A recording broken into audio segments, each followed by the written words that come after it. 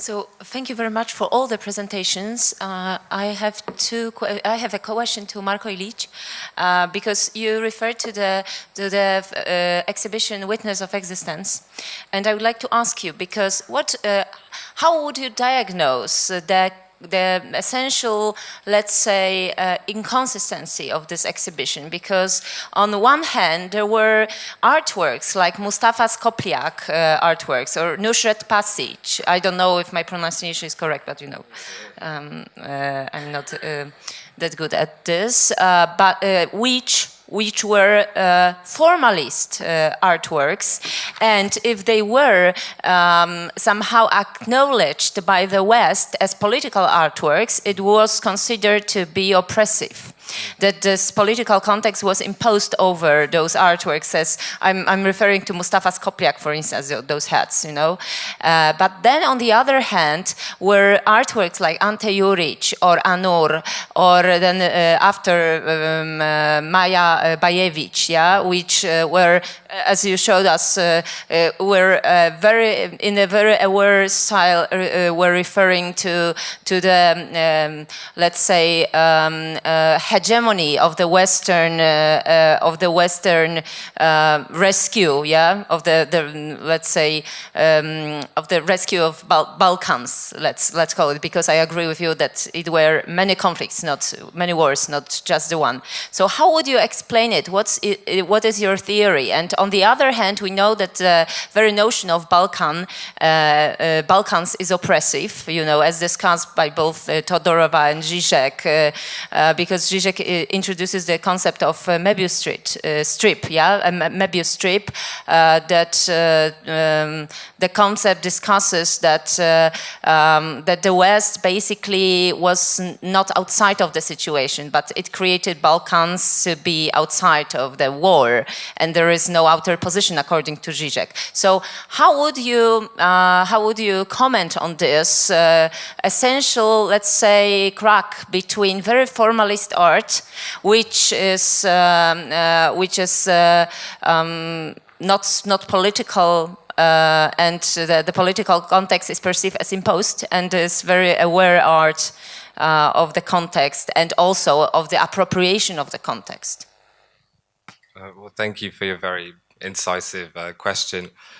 Yeah, I should have said that the majority of the works in Witnesses of Existence were not overtly political, and the whole exhibition began from an invitation from the Obola Gallery's director that artists commemorate the destroyed space. And some of the artists were already extremely well established in the Sarajevo art scene, and continued their practice in the exhibition. Others were not as well known.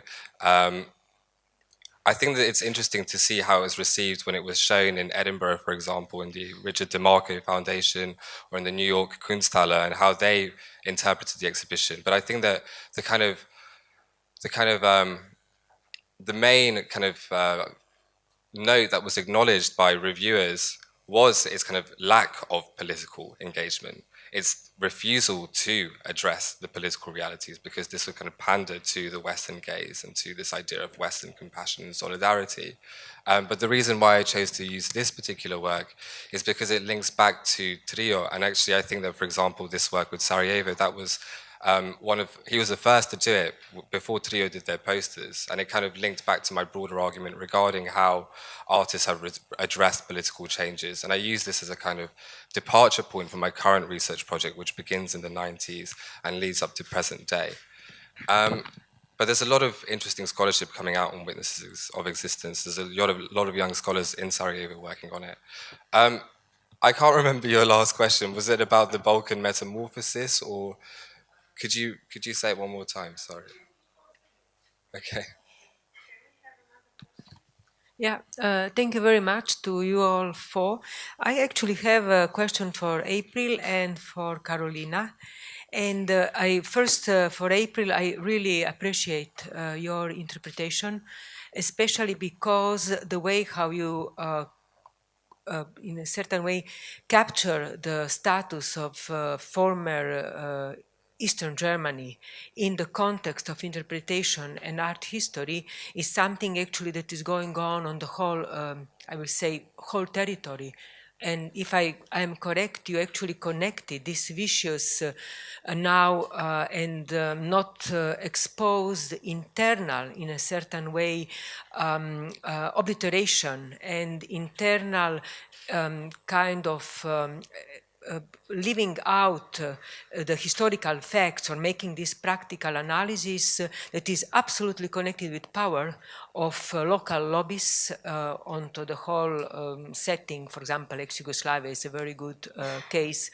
And you now made this change. So from my point of view, what I'm interested is what are the outcome? I mean, because maybe for you it's easier because you are coming from US and the lobby and the power is working, and actually every such critique you have to pay the price. So my question will be, in your position of interpretation, making very clearly the four methodologies that are really working also in the whole territory of Eastern Europe, but on different ways. What is that it's possible? I mean, what are the futurity that you open with such an analysis? And for Carolina, if I can pose another question, I found interesting that you actually emphasize this labor capital relation. So practically maybe giving instead of a certain cultural racism, now the racism that is coming out from the way how the labor market is actually functioning and really changing the whole perspective of Europe in terms of these differences or maybe marginalization. So this will be questions. Great. Well, thank you very much for your question.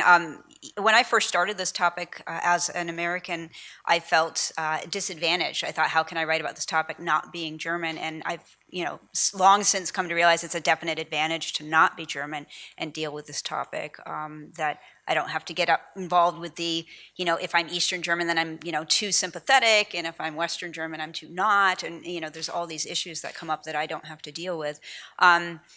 It does raise issues. You're not going to make a lot of friends if you're too straightforward about identifying things.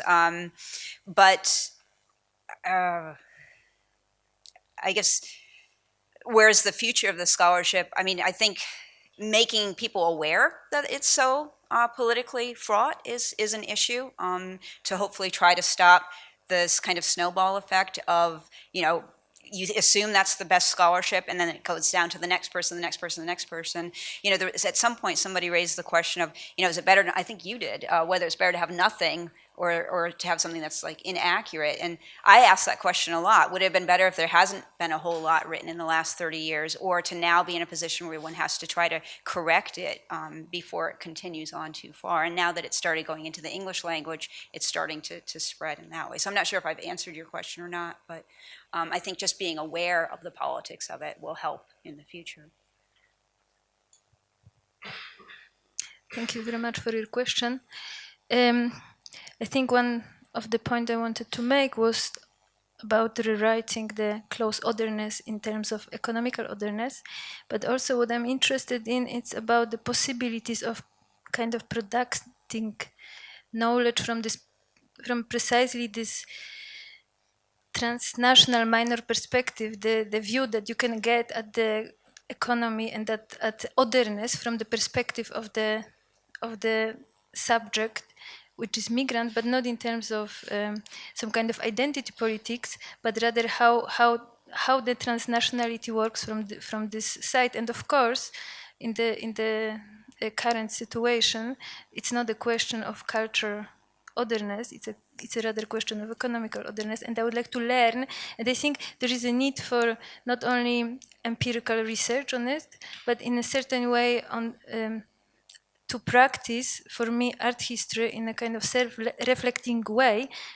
being myself a migrant, writing at German university, doctorate in English about Polish artists, I also think that there is a potentiality of reflecting upon how do, from this position, we relate towards transnationality, and this is the direction that I want to think. Okay, we have 4 more questions and 7 minutes. Maybe 5 questions. I take the authority and I prolong for 5 minutes. But please be dense in questions, comments, and answers. Okay, I'll be quick. I also have a question for April. Thank you for your talk. And being German, I find myself unfortunately in exactly the position that you've described, because some of these discussions have become positively sectarian. I have a young curator friend who is a curator at the Albertinum in Dresden. And so from her, I sometimes get firsthand accounts of just how heated the atmosphere is and how often they have people come to their, discussions or evening lectures who will sort of get up and start screaming, why is it that East German art is never shown at the Albertinum? And of course, the Albertinum is a very special place, as you pointed out. And in response, you may already know this, they have actually now put on an exhibition in which they basically show their entire archive of East German paintings. So as a way of responding, as it were once and for all, ending these discussions, but of course it's an uncurated exhibition, so in some unfortunate way it fits into the paradigm that you've described, which kind of in a rather brutal way wants to end a discussion that probably should take a much more sophisticated curatorial form. But my real question is something else. Most people who look at East German art, especially coming from Eastern European traditions like maybe Polish post-war art or art in Czechoslovakia, are most surprised by the fact that in East Germany, not so much that there is no, dissident art, but that there is no unofficial art that isn't painting.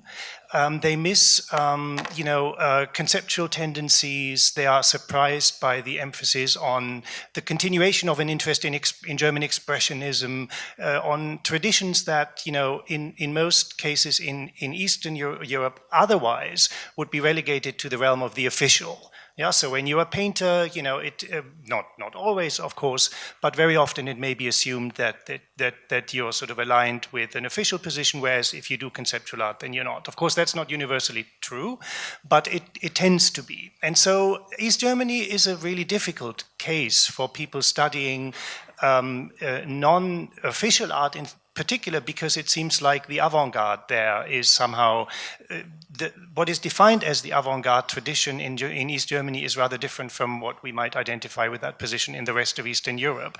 And I wonder if you could maybe give us some explanation as to why that might be the case. Of course, there are exceptions.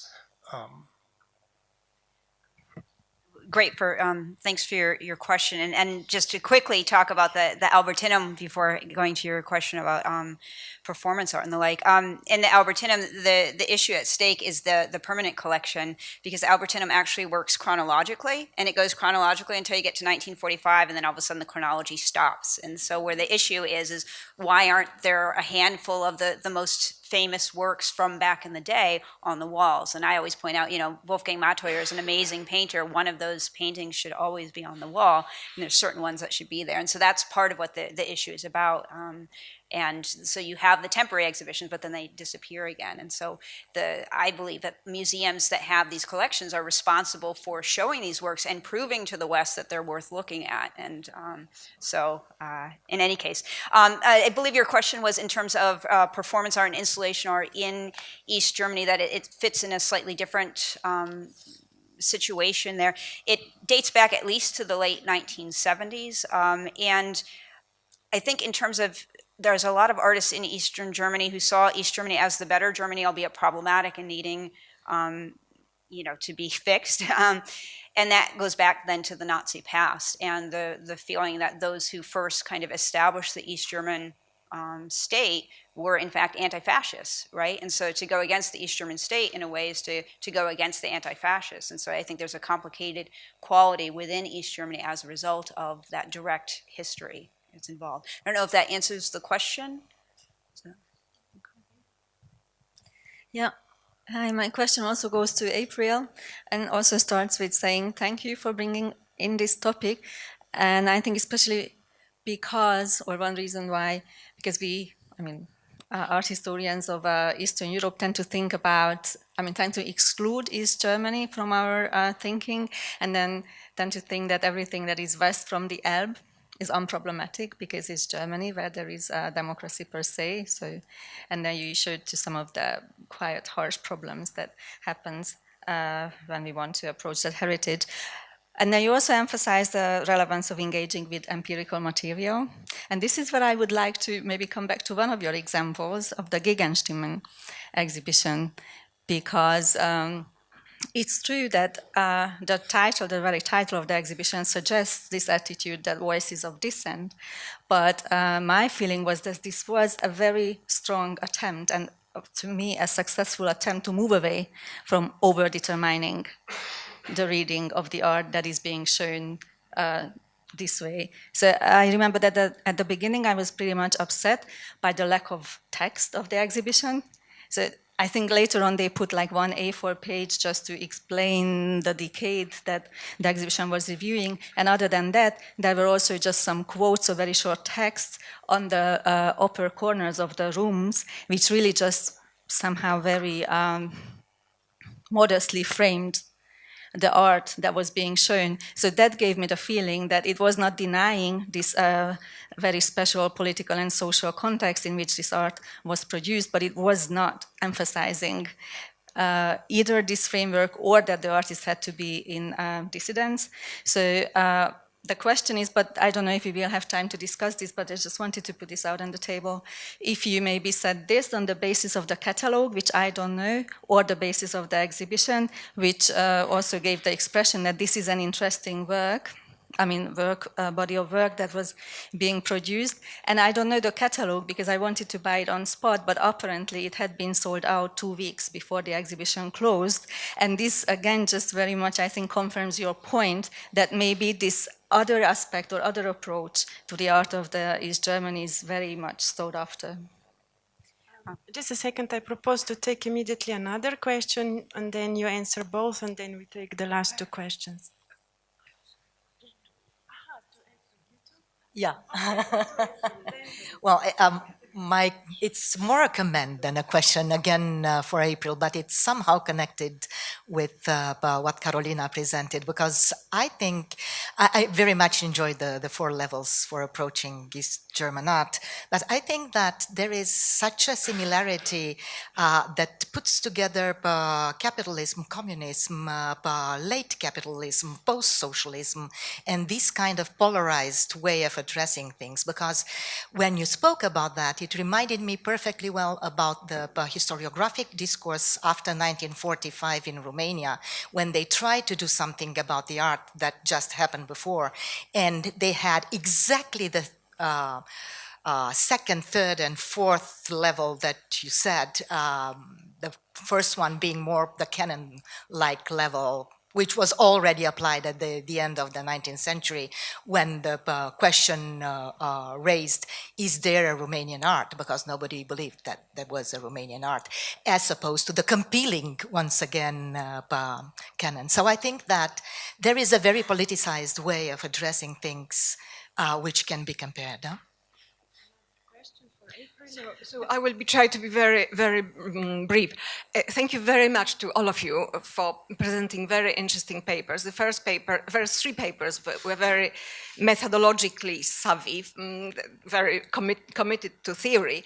The final one was, in a way, in opposition to this excess of theory, defending empirical studies. And in a way, it's difficult to disagree. But I want somehow to defend this, theoretical approach and the reliance of secondary sources. If there is no book on Eastern European art post-1945, you have to start somewhere. So there is always a combination of study in archives and interviews with curators and studying newspapers. And and and you have to put it into some kind of construct, some kind of frame, which usually comes from theory. So that's one remark. And the second, I will try to be even more provocative, and I will make even more enemies now. You said there is no art, that there is a consensus that there was no art in East Germany. And, but you started from the late 1950s, 1960s, really. I thought, you did show two socialist realist works as kind of ghosts, black and white images, in contrast to those later ones, which were in color. So do you reject socialist realism as non-art? No, actually, thank you for the various questions. I actually find that art fascinating, and I think it's worthy of investigating, even if aesthetically it's not things that the West values. I find them fascinating and want to understand what they're doing and how they're invested in the time period. In terms of theory, I'm not in any way against theory. I think theory is great. What I noticed when I was at a conference a few years ago was an overinvestment in theory. And when it comes to East German art, if people just jump straight to theory, it doesn't do anything to overcome the stereotypes. People can hear the theory, and even if the person speaking the theory knows the reality, if they don't convey some element of the empirical, anyone else who hears it who doesn't know just has their own kind of stereotypes reinforced by that. So I'm not in any way against theory, but I think it's really important that we need to make sure that we're challenging the stereotypes that people have. And that relates a little bit to Beata's comment about the Gegenstimmen exhibition. It's fantastic that the work was there, that we could see the work, that there was a relative limit or lack of interpretation in the exhibition, but by framing it as Gegenstimmen, anyone who walked in there, and you're going to have a lot of international people coming in there, they're going to automatically just assume that these are people who are against the state. So it again contributes to that anti-East German, anti-communist, yay, go West art quality to it. And so that's what I'm criticizing, and that's where I think people can be more nuanced than that.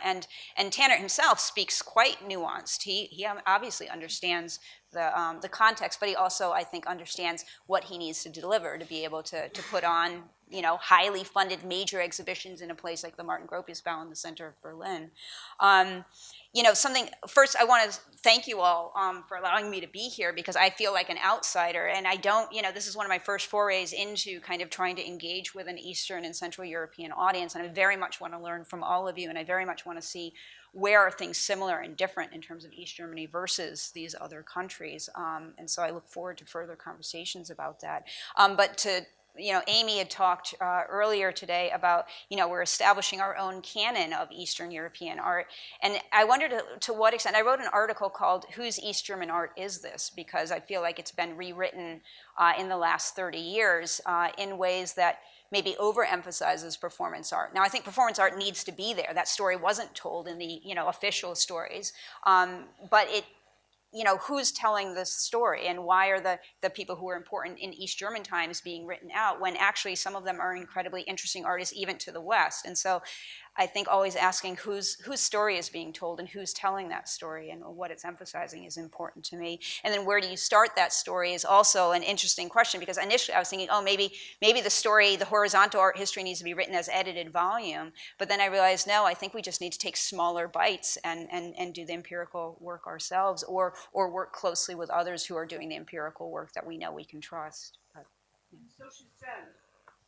What about it? Answered my question about social strategy. I thought I did. That I think the work is very interesting and should be looked at. Absolutely. And in socialist realism, and I don't know to what extent this is the case elsewhere, but in East Germany, socialist realism isn't a style that's a Western approach. It's a position. Thank you. I was just triggered by the comment, although the West doesn't like socialist realism. I just want to caution against this kind of statements. Which West? Who? Maybe from within art history.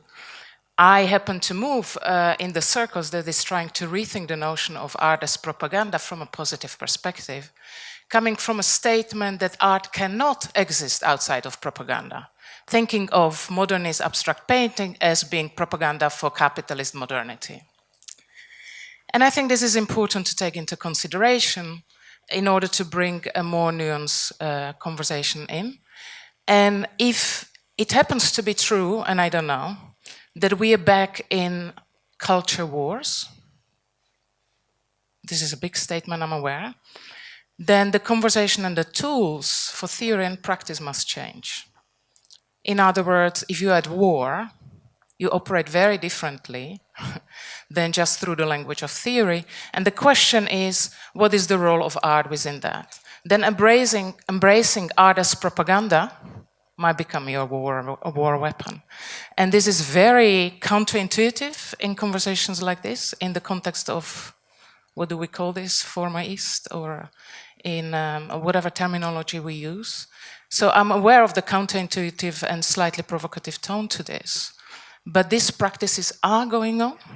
This is happening. And this embrace of art as propaganda might help us to rethink the statements like this. Thank you. I would like to address this question to April. And I'm wondering, because you're aware of that we also construct canons. And I'm wondering if you really want to have the materials for every day in the permanent collection, if we don't construct another canon, because in Dresden, I'm part of this. I worked at the Albertinum when this Bilderstreit started. And so I heard all the voices around this Bilderstreit, and there is no common ground to say Matthäus has to be in the museum every time, because this is very controversial. There are a lot of voices who say, no, I don't want to see Matthäus anymore. So if we put them in the permanent collection, I understand your point of view that we need more East German art in the Albertinum. I agree. But I'm not sure if this is the good way to have this kind of very strong permanent collection chronologically, because we will construct a new canon which will put out a lot of other voices, and shouldn't we do it in a much more controversial way? And I don't have a solution, but I think the solution cannot be to say, well, we have to put those 4 Matthäus for every time in the permanent collection. So this is a conversation we can carry on at a later date, but in essence, we have a chronology and it stops. Is it in connection? In 1945, okay. And that's a problem.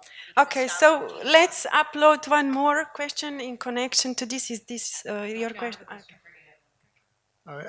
Okay, so I've one more comment for April's paper, maybe a little bit also in defense of Piotr Piotrowski's, attempt to, in a really brief way, say something about Hermann Glöckner. I mean, just talking empirically and the kind of evidence you presented, it could also be read in a way which backs up what he wrote about Glöckner. I mean, in terms of his work, Glöckner was not working, to say, if you say it's modernist, but if you think of Glöckner as more as working in sort of geometric abstraction in that kind of line, it wasn't possible really to exhibit that kind of work in the 50s or the 60s in East Germany. And you, in fact, yourself showed that from 58 to 67 he couldn't. It wasn't just because he was doing it elsewhere. It was symptomatic that an artist working in geometric abstraction was working in the building trade, was doing design for architectural projects, rather than exhibiting in fine art exhibition spaces. So in a way that also kind of shows that he was somehow stopped from showing his work. And also, it's not that useful. It's a bit of an overstrong reading to say, okay, he had 10 solo shows after 69, because it's a very different moment, the moment of the 70s, and the kind of the political authorities' attitude to abstraction also evolves and changes over that period as well. So if you like to talk about the 60s, I think you have to be quite specific, and I think the evidence you gave actually backs up what Piotrowski said, as much as it is One of the things disputes he it. said was that at Gluckner was completely overlooked until after he died. He was completely overlooked until the 90s, and that's very clearly not the case. In terms of the constructivist work, I think more research needs to be done on Gluckner because he was doing a lot of realist work in the 50s and 60s in his paintings, and we read backwards and see the constructivism and overemphasize the constructivism that existed, but he was also doing realist works. And so I think I agree with you to some extent, but I disagree on others in that he absolutely was known, shown, written about quite a lot in East Germany. Although I don't want to take time, but you did say he was in a big show in 49 and then regional exhibitions, and then not in any shows from 58 until 67, but exhibiting elsewhere, which shows that he wasn't able to exhibit his abstract work in public displays during that period. So I'm just saying if there are other readings possible. I mean, I'm not a complete expert on Gluckner either, but I'm just talking empirically. I don't think you didn't marshal that much evidence to totally disprove what Piotrowski said in such a short paragraph. So just in defense of Piotr Piotrowski's book. So. Just quickly, as a native informant from the Doktoranten Forum, basically this year in Humboldt there was Eastern European Doktoranten Forum, and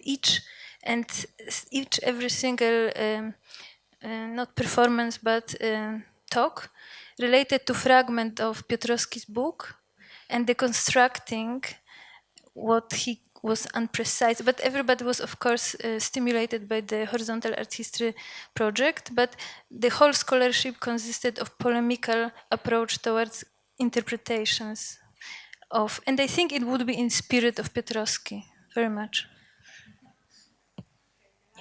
I have a question for Eva. Listening to April's talk and these different categories related to East German art actually reminded me a lot of the discussions related to Latvian art. I was wondering if you had some thoughts on it. The argument that there was this, nonconformist art, but there wasn't really nonconformist art, and there were official artists doing official and unofficial things. I mean, did you see any of these categories as related to some of the discourses going on in Latvia? Latvian art history, that is. Well, I definitely should say that there should be much more this recognition and interpretation of the socialist period art, and at least in Latvia.